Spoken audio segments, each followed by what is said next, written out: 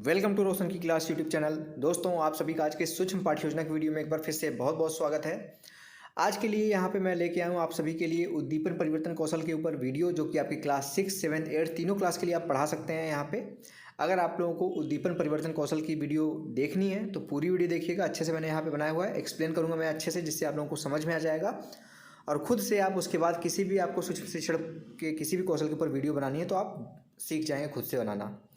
और इसी तरीके की अगर आप लोगों को पाठ्य योजना की वीडियो देखनी है किसी भी विषय का, किसी भी क्लास का, या फिर आपको सूक्ष्म शिक्षण पाठ्य योजना की वीडियो देखनी है किसी भी कौशल के ऊपर, किसी भी विषय का, या फिर आपको सीटेट, यूपीटेट या फिर किसी भी कंपटीशन की तैयारी करनी है टीचिंग से रिलेटेड, तो आप लोग रोशन की क्लास यूट्यूब चैनल से जुड़ सकते हैं। बिल्कुल फ्री है। नीचे लाल कलर का सब्सक्राइब बटन, उस पर क्लिक करके सब्सक्राइब कर लीजिए, साथ ही साथ बेल आइकन को दबा के रखिए। अब देर नहीं करते हैं, चलिए शुरू करते हैं। सबसे ऊपर आपको पता है कि सूक्ष्म पाठ्य योजना संख्या लिखनी होती है। यहाँ पे आप नंबर अपना लिख लीजिएगा, जो भी होगा 1, 2, 3, 4, 5 है, जो भी होगा उसको लिख दीजिएगा। उसके बाद आपको विद्यालय का नाम लिखना है, जिस विद्यालय में आप पाठ्य योजना पढ़ाने के लिए जाएंगे उसका यहाँ पे नाम लिखना होता है। जैसे कि यहाँ पे मैंने लिखा है रोशन की क्लास। आप रोशन की क्लास मत लिखिएगा, नहीं डांट खा जाएंगे आप अपने कॉलेज में। आपको अपने जहाँ पे आप टीचिंग करने जाएंगे वहाँ पे उस विद्यालय का नाम लिखना होता है। कक्षा यहाँ पे 6वीं, 7वीं, 8वीं तीनों के लिए मैं बता चुका हूँ। इस लेसन प्लान को आप पढ़ा सकते हैं सूक्ष्म पाठ्य योजना को। वर्ग है अ, विषय है गणित का। समय यहाँ पे आपको दिया जाता है एवरेज, जो मेन समय मानक समय है वो 7 मिनट का होता है, लेकिन किसी किसी कॉलेज में 5 से 6 मिनट या फिर 8 से 10 मिनट भी दिया जाता है। तो अपने अनुसार इसको लिख दीजिएगा। डेट लिखना होता है, जिससे ये पता चलता है आपने कि किस डेट पे कौन सी सूक्ष्म पाठ्य योजना पढ़ाई है। कौशल है उद्दीपन परिवर्तन कौशल, और हमारा जो आज का प्रकरण है वो है भिन्न। काफ़ी अच्छा टॉपिक है, आराम से आप पढ़ा सकते हैं इस टॉपिक को। अब इसके बाद आपको कौशल के घटक दिखा देता हूँ मैं कि कौशल का घटक क्या होता है। काफ़ी लोग सबसे ज़्यादा सूक्ष्म पाठ्य योजना में इसमें ही कन्फ्यूजन होता है, क्योंकि आप जब बीएड कर रहे होते हैं या बीटीसी कर रहे होते हैं तो उसमें स्टार्टिंग में कौशल का घटक बता के नंबरिंग लिख दिया जाता है 1, 2। आप समझ ही नहीं पाते कि ये कैसे लिखा जा रहा है, और आपके कॉलेज वाले समझाते भी नहीं अच्छे से। बस थोड़ा सा अगर वो 1 घंटे का समय दे दें आप लोगों को, तो आप लोगों को पूरा टीचिंग के टाइम पे कोई दिक्कत ना हो, लेकिन वो समय देते ही नहीं है। ठीक है, तो कौशल के घटक में देखिए यहाँ पे आप जो जैसे कोई टीचिंग कर रहे हैं, जैसे सूक्ष्म यहाँ पे आप उद्दीपन परिवर्तन कर रहे हैं, या फिर प्रस्तावना कौशल होता है, श्यामपट्ट कौशल होता है। इसी तरीके से व्याख्या, जो भी कौशल आप कर रहे हैं उसका कुछ न कुछ उद्देश्य होता है कराने का, कि आप उससे क्या सीखेंगे। वही सारी चीज़ें यहाँ पे आपके कौशल के घटक में लिखनी होती है। देखिए पहला लिखा गया शिक्षक द्वारा समुचित शारीरिक संचालन। कुछ जैसे टीचर यहाँ पे आप छात्राध्यापक या फिर छात्राध्यापिका हैं, जाते हैं श्यामपट्ट पे तो एकदम स्थिर होकर जैसे स्टेच्यू की टाइप का खड़ा हो जाते हैं। तो वैसे नहीं होता। आप जैसे देखेंगे आपका जब टीचर पढ़ा रहा है आपकी क्लास में, रियल टीचर, तो वो घूमता फिरता रहता है, चीज़ें बताता रहता है, किसी भी लड़के के पास चला जाता है देखने के लिए उसकी कॉपी। उसी तरीके से आप भी बिहेव करिए। आप भी फ्यूचर में टीचर बनने वाले हैं, तो समुचित शारीरिक संचालन होना चाहिए आपका।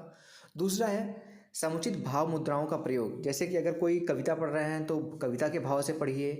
कोई मैथ पढ़ा रहे हैं तो मैथ के हिसाब से, जैसे मैथ में आप गाना तो गाएंगे नहीं, इसको भाव मुद्राओं का अपना प्रयोग सही तरीके से करिए। स्वर में आरोह अवरोह, जैसे अभी मैंने बताया कि अगर आप पद्य पढ़ा रहे हैं, पद्य जैसे कोई भी कविता पढ़ रहे हैं तो उसको कविता के आधार पे पढ़िए। जहाँ पे उतार है वहाँ पे मतलब उतार चढ़ाव के हिसाब से पढ़िए उस चीज़ को। ठीक है। चौथा है भाव केंद्रीकरण हेतु छात्रों को प्रेरित करना। यानी कि आप कोई प्रश्न पूछ रहे हैं तो बच्चों का मतलब प्रश्न पूछेंगे यहाँ पे, जिससे बच्चे प्रेरित हों और उनका जो आकर्षण का केंद्र है वो आप बने। आप बनेंगे आकर्षण का केंद्र, तो आपकी पढ़ाई पे वो ध्यान देंगे। अगला यहाँ पे 5वां, शिक्षक छात्र अंतः क्रिया में परिवर्तन। यानी कि कभी आप मतलब शिक्षक छात्र दोनों सक्रिय होने चाहिए। ऐसा नहीं कि शिक्षक ही सक्रिय हो, जो स्टूडेंट हैं आपके सामने बैठे हुए निष्क्रिय हों। तो ऐसा यहाँ पे माहौल बना के रखिए अपनी क्लास में कि दोनों सक्रिय हों। आप प्रश्न पूछते रहिए, किसी बच्चे से कुछ कार्य करा दीजिए, बोर्ड पे बुला के उससे कुछ लिखवा दीजिए, तो अंतःक्रिया होना चाहिए।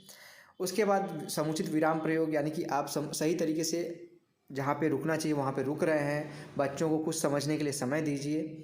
और लास्ट में है 7वां यहाँ पे दृश्य श्रव्य क्रम परिवर्तन। यानी कि समय समय पे अपनी क्लास में दृश्य श्रव्य क्रम परिवर्तन, मतलब दृश्य मतलब देखने वाला, श्रव्य मतलब सुनने वाला, और दृश्य मतलब देखने वाला। यानी कि टीचिंग में आप टीएलएम का प्रयोग करते हैं ना, टीचिंग लर्निंग मटेरियल, शिक्षण सहायक सामग्री, उनका सही तरीके से प्रयोग करिए। जहाँ पे आपको कोई चार्ट दिखाना है वो चार्ट दिखा दीजिए, कोई मॉडल दिखाना है तो मॉडल दिखा दीजिए। अगर कोई वीडियो के माध्यम से, अब तो वीडियो के माध्यम से भी बेसिक कक्षा में पढ़ाई होती है, तो वीडियो के माध्यम से भी अगर कुछ बच्चों को बताना चाहते हैं तो वो भी आप बता सकते हैं। आपका दृश्य सामग्री में ही आ जाएगा, दृश्य शब्द में। उसके बाद आप अपना पूर्व ज्ञान यहाँ पे लिखेंगे। पूर्व ज्ञान में देखिए लिखा गया बच्चे भिन्न के बारे में सामान्य जानकारी रखते हैं। अब इसके बाद आता है आपका यहाँ पे प्रस्तुतिकरण देंगे, क्योंकि कोई चैप्टर आप डायरेक्ट उससे उद्दीपन परिवर्तन नहीं कर सकते, थोड़ा सा विषय वस्तु लिखना होगा, विषय वस्तु थोड़ा सा बताना होगा क्लास में, तभी तो उसके ऊपर अब डायरेक्ट जाके ये तो पूछ नहीं सकते भिन्न क्या होता है, बच्चे पढ़े नहीं हैं अगर, तो उनको कैसे पूछ लेंगे आप। तो पहले आपको कुछ चीज़ें पढ़ानी होती है जिसको हम कहते हैं विषय वस्तु। एक कॉलम बनाना विषय वस्तु का, दूसरा कॉलम बनाना छात्राध्यापक क्रिया का जिसमें आप प्रश्न पूछेंगे, एक कॉलम बनाना छात्र क्रिया का जिसमें बच्चे आंसर देंगे, और एक कॉलम होता है कौशल का घटक। अब कौशल के घटक में देखेंगे यहाँ पे लिखा गया है 1-3। 1-3 ये होता है जहाँ पे जैसे ऊपर यहाँ पे लिखा गया है 1 नंबर पे क्या लिखा गया है, शिक्षक द्वारा समुचित शारीरिक संचालन, और 3 पे क्या लिखा गया, स्वर में आरोह अवरोह। तो 1-3 मतलब अब ये बताइए उस कॉलम में इतना बड़ा सा लिखेंगे शिक्षक द्वारा समुचित शारीरिक संचालन और स्वर में आरोह अवरोह, तो यहाँ पे बताइए आ पाएगा यहाँ पे इस कॉलम में, एक छोटे से कॉलम में दोनों चीज़ आ पाएगा, तो नहीं आता, इसलिए यहाँ पे नंबर लिख देते हैं उनका डायरेक्ट कि 1 नंबर का कौशल इसमें यूज हुआ है, 3 नंबर का कौशल यूज हुआ है। तो आशा करता हूँ आप लोगों को कौशल ये नंबर क्यों लिखा जाता है आप समझ में आ गया होगा। अब विषय वस्तु में देखिए आप भिन्न के बारे में बताएंगे। भिन्न में यहाँ बताया गया भिन्न किसी पूर्ण वस्तु या वस्तु के समूह का कोई हिस्सा होता है। भिन्न को यहाँ पे थोड़ा सा ध्यान से देखिएगा, P/Q के लिखा गया, छोटा छोटा लिखा गया, कहिए तो मैं जूम करके दिखा दूँगा, फिर साइड में दिखा दूंगा। P/Q के रूप में लिखा जाता है। P को अंश और Q को हर कहा जाता है। Q कभी भी आपका 0 के बराबर नहीं होना चाहिए। यहाँ पे इस तरीके से दृश्य चार्ट पे बना के ले जाइए, इस तरीके से उसको लिख दीजिए, एक को ऐसे ऐसे कर दीजिए डार्क। तो 3 हिस्से थे जिसमें से एक डार्क है, तो आपका ये हो जाएगा 1/3, जिसमें यहाँ पे P और Q को बताया गया कि P कौन सा अंश है कौन सा हर। उसके बाद भिन्नों के प्रकार के बारे में बताएंगे।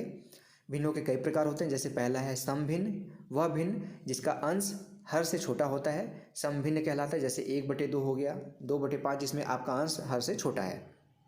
दूसरा भिन्न है विषम भिन्न।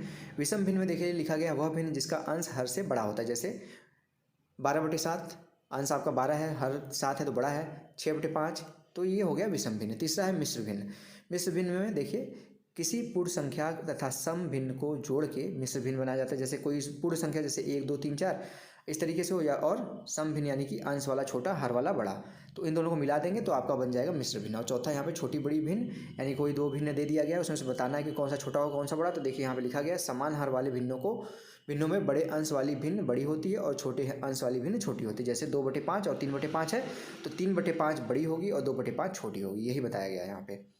अब आपने पढ़ा लिया तो उसके ऊपर आप प्रश्न पूछ सकते हैं बच्चों से। अब देखिए यहाँ पे पहला प्रश्न पूछा गया है, भिन्न किसे कहते हैं? तो बच्चे बोलेंगे किसी पूर्ण वस्तु या वस्तु के समूह का कोई हिस्सा होता है, उसे कहते हैं भिन्न। अब यहाँ पे आप टहल के आप क्लास में ये प्रश्न पूछेंगे और आरोह अवरोह का सही प्रयोग करेंगे तो 1-3 लिखा गया है यहाँ पे।